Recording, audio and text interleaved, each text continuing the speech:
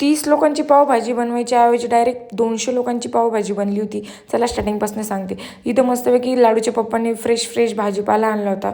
एकदम मस्त भाजीपाला होता, फ्रेश वाटत होतं एकदम.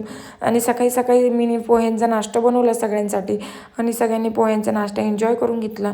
लाडूचे पप्पा ऑफिसवरून आले होते इंटरव्ह्यू देऊन आणि मी त्यांना म्हटली तुम्ही आता हिला सांभाळा, आम्ही फटाफट कामं करतो.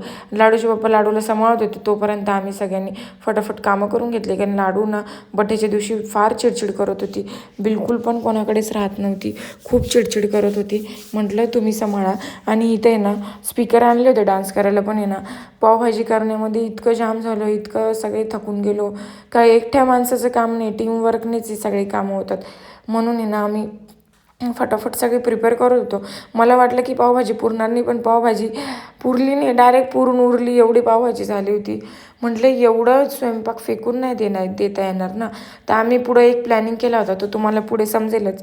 आणि त्यानंतर लाडूच्या आत्यांनी मला सगळी प्युरीज बनवून दिले. टमॅटो प्युरी, परत अद्रक लसूण प्युरी, मिरची प्युरी, कोथिंबीर प्युरी, जेवढे पण प्युरीज लागतात तेवढे प्युरीज बनवून दिले.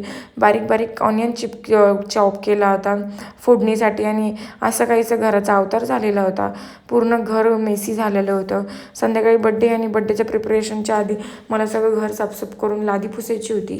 आणि लाडूची आजी, ही पणजी आजी एवढे डेंजर आहे ना, अजूनपर्यंत त्यांचे हातपाय वर्क करतात आणि ते सगळ्या गोष्टींमध्ये एकदम ॲक्टिव्ह आहे. आणि एकदम ॲक्टिव्ह म्हणजे एकदम ॲक्टिव्ह ही पणजी आजी. अशी पणजी आजी कोणाकडे आहे का? प्लीज कमेंट करून नक्की सांगा.